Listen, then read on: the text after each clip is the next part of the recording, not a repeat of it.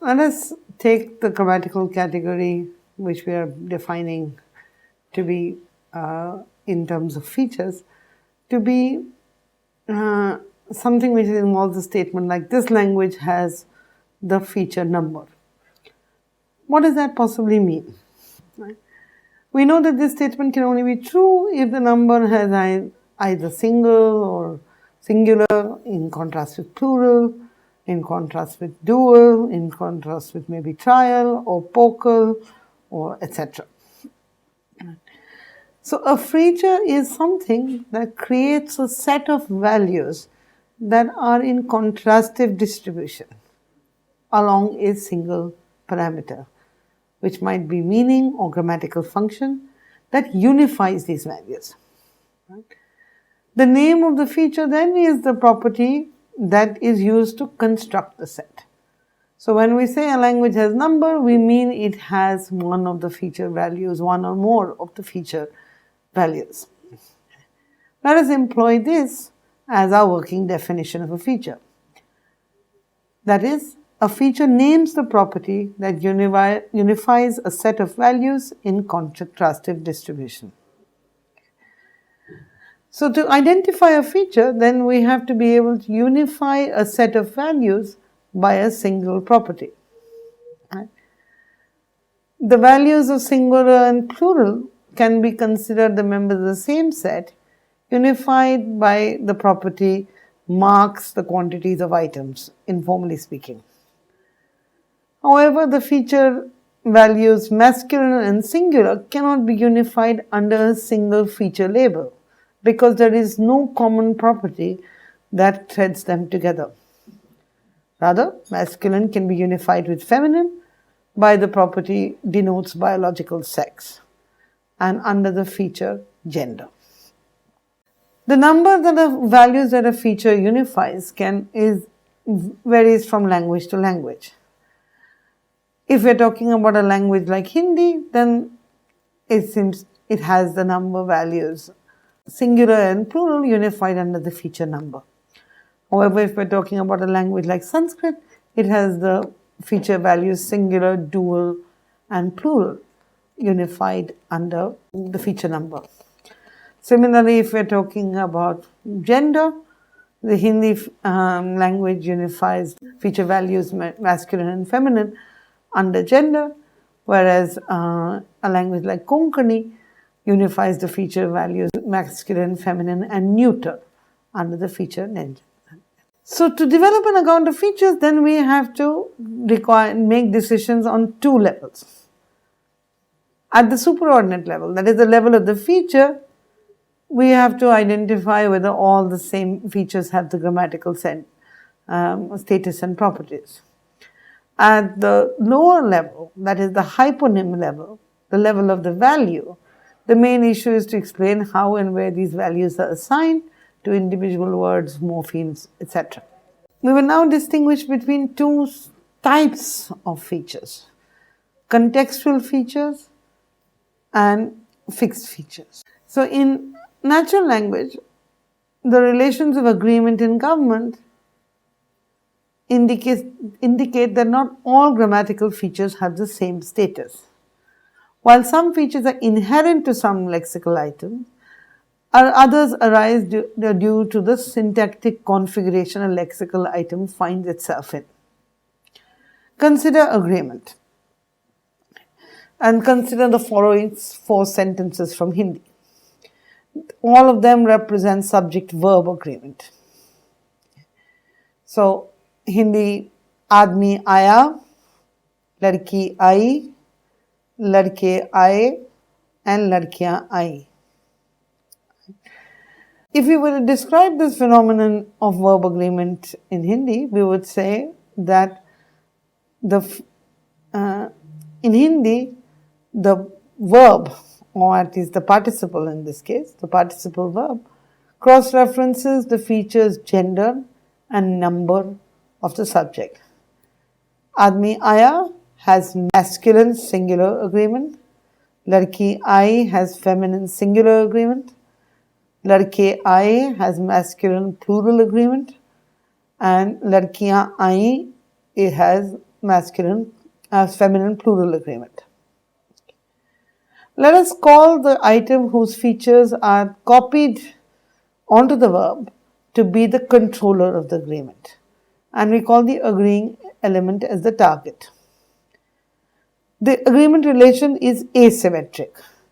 Controllers and targets do not both give and receive features. Rather, controllers give and targets receive. In this sense, the controller is inherently specified for those features, whereas the target only gets them contextually. When a noun phrase is in subject position. Okay. So let's say that there is this distinction can be formalized as follows. A feature value that arises from the element itself is an inherent feature. A feature value that is given by or determined by some other element is a contextual feature. Agreement is often the only way by which we can infer the inherent features of nouns or noun phrases in languages, because it is not the case that all these features are morphologically marked. A good example of this is consonant-ending nouns in Hindi, which do not have the R-E morphological marking typically associated with masculine and feminine gender in the language. So a verb like akhbar, we know it is masculine only because the agreement on it is masculine. Similarly, a word like train, we know it is assigned the feminine gender only because the agreement on it is feminine. Agreement is a relation that can hold in many syntactic configurations, not only at the sentential level. So, contextual features of agreement, gender, number, or person are available to adjectives in Marwari, degree adjectives, adverbs, and verbs. What the absence of agreement indicates only indicates the absence of contextual features. That is a relation where a verb can copy onto these features. A language like Malayalam, which has no subject verb or adjective noun agreement, is very likely one language that disregards contextual features altogether. Even for Malayalam, there is reason to believe that there is number, person, and gender features, even though they never show up as contextual features. Because in order to describe the distinction between I, he, and she, you have to set in the pronoun system of the language, it is necessary to set up inherent features based on distinctions between person and gender. Agreement, however, can also be, so we have thus far presented agreement as a copy-paste operation, if you want, where the inherent features of the controller are copied onto the target. There is an alternative conception, which we can think of agreement as a valuation operation that assigns values to unvalued features. So that means the features are already there, but so number, gender, person features are already there on a contextually there on an item. What agreement does is value those features. Now these two conceptions differ quite significantly. In the copy-paste notion of agreement, contextual features do not pre-exist the agreement relation. But in the feature valuation account, the features do. What they lack is a value, and that is given to you to the sentence, to the morphological form by the valuation relation. So, in this agreement as valuation approach, we are seeing agreement as an operation as a feature setting operation rather than a feature donating operation. A feature valuation to approach an agreement is might indeed be preferred. Recall our example from Malayalam, where Malayalam does not appear to have any contextual features, even though it does have inherent features. The copy and paste or feature cloning operation would have to say that Malayalam lacks the copy paste operation altogether. Such an approach will then face problems from the small class of predicates which do show some agreement-like phenomenon. In Malayalam, when you use a predicative adjective, like she is good, where good is the predicative adjective, you have the features of the pronoun, indeed actually the same morphological shape as the pronoun copied onto the predicate adjective. So, aval, nallaval ana, where nalla is good and aval is the pronoun. In a feature valuation approach, however, we wouldn't have to have any such problems. Because in this one context, though we could say that in Malayalam, in all other contexts, barring this one, there is no feature valuation for contextual features, except in this predicative adjective construction, where the features of the pronoun value the contextual features of the adjective.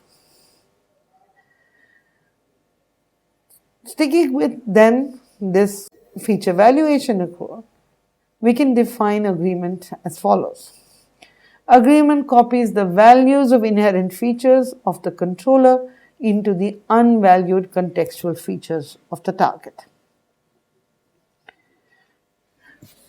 Another phenomenon in natural language illustrates the need for a distinction between inherent and contextual features is the phenomena or the relationship of government. This notion, which is carried over from traditional grammar notions of case government, describes the form-related changes that take place between elements in a phrase. Typically, the head of a phrase causes other elements in its immediate domain to change their form. A classic example is the relationship of case in the context of a verb. In English, take any two-place predicate like no. The form of, and in a sentence like I know him, in that sentence, the form change between he and him does not seem to carry any meaning change. However, that change is obligatory. And traditional understandings of this define this in terms of case government. When the head of a phrase forces the argument to change its shape because of the contextual relation of government. In traditional grammars, a verb or a preposition is said to govern a specific grammatical case on the noun phrases that co-occur at its object or subject. In highly inflecting languages, there are many patterns that arise on the basis of for each noun form. Then, depending on what syntactic position, on what relation the argument has to the verb, the case form of the noun can differ. In the lesson, we have an example of the masculine noun Agni, which has, depending on the case role, that is the semantics relation it has with the verb, its form can vary. Okay. Typically, case forms do not ultimately map onto a strict semantic relation. Indeed, Panini too has to set up a two-tiered case licensing system where the core of which is based on a semantic relation, but then there is a host of other forms which have to be explained purely by without any reference to semantics. The point of interest to us, of course, is that government is very like agreement in being contextually determined. The case of a noun phrase can only be determined once the noun is placed in a syntactic environment, just like the agreement can only be determined once the verb is required to interact by the syntax with a particular noun in its domain. However, this relation is also differs from government because it is not a cross-referencing relation. Just like agreement could be seen as a copy-paste or a feature valuation operation, where some features of X are copied on or realized at Y, government does not seem to have the same properties. We shall define government as the selection of a contextual feature values of the governee. This means that a governee comes with more than one value which has to be realized in the context of the selection of a particular governor. A good example of this is the case government relation that you find on what is called inner or oblique case in Hindi linguistics. In Hindi, all nouns in an NP that is marked for case, that is bear the case marker ko, ne, me, se, par, etc. They must, all the nouns and all the elements of that noun phrase must give up their nominative forms to adopt what is known in the literature as an oblique form. So in Hindi, when you say ye lamba ladka, that's the nominative noun phrase. But as soon as you put a ko on this noun phrase, each element assumes a different form. Then you have to say is lambe ladke ko.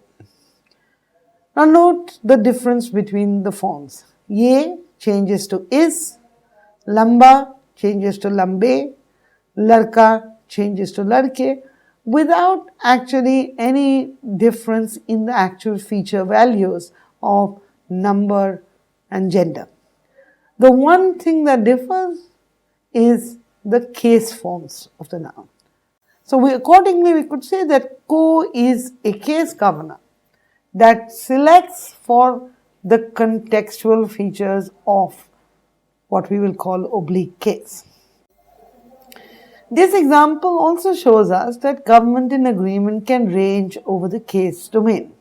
In the nominative form, ye lamba ladka, the adjective agrees in number and gender with the noun.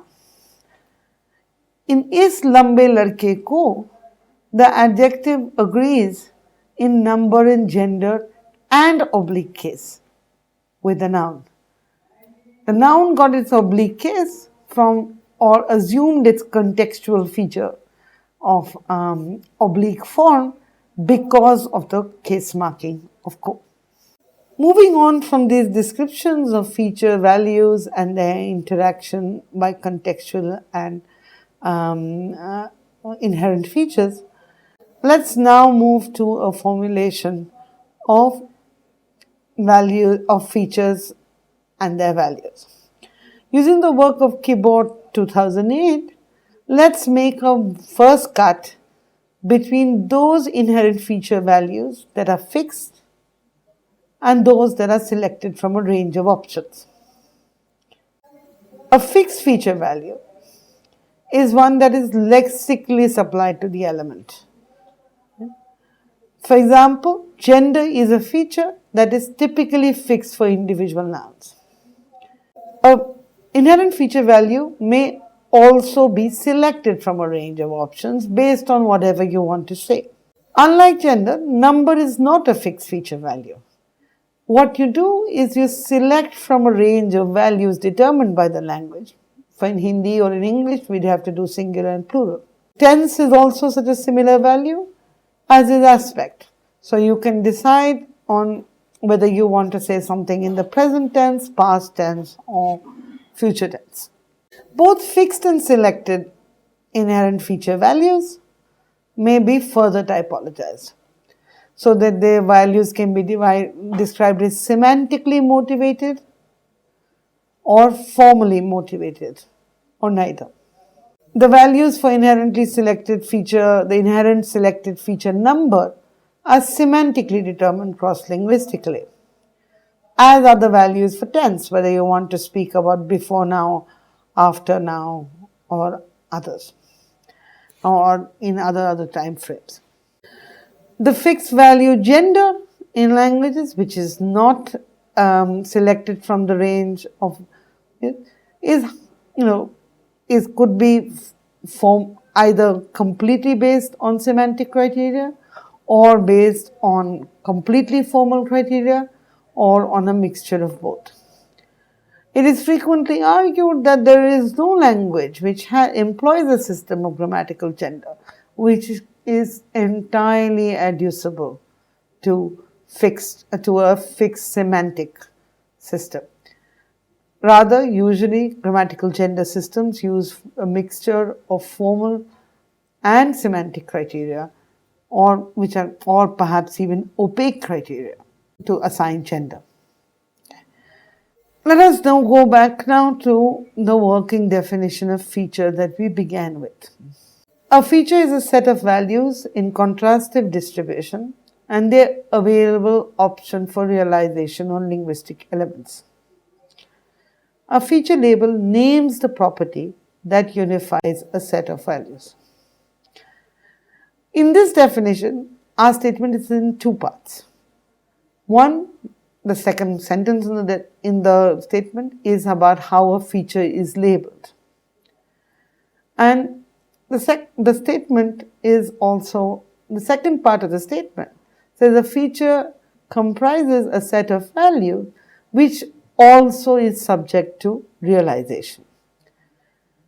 So whether the feature is realized on the element itself or on an element that it is in agreement or a government relation with. Using the work of Keyboard, we can also distinguish between morphosyntactic features from morphosemantic ones. A morphosyntactic feature, she says, is a feature involved in either agreement or government, that is, its features may be either contextual or inherent. A morphosemantic feature is a feature not involved in agreement or government, that is, its values may be inherent only. Typically, features like tense are morphosemantic features or just semantic features. And distinction can also be made between morphosyntactic / semantic features or purely morphological features such as inflectional class, declension class for verbs, purely syntactic features, things like the extended projection principle, the EPP feature, purely semantic features, and purely phonological features.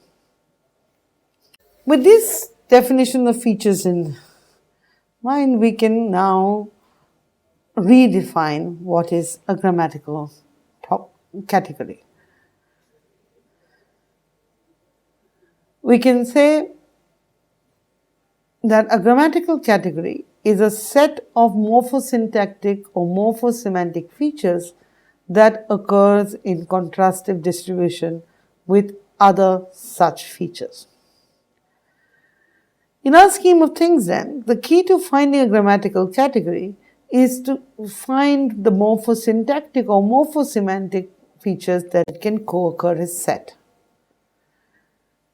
In a category like grammatical gender is a grammatical category like grammatical gender occurs in contrastive distribution with the grammatical category of number, with the grammatical category of tense, the grammatical category of aspect.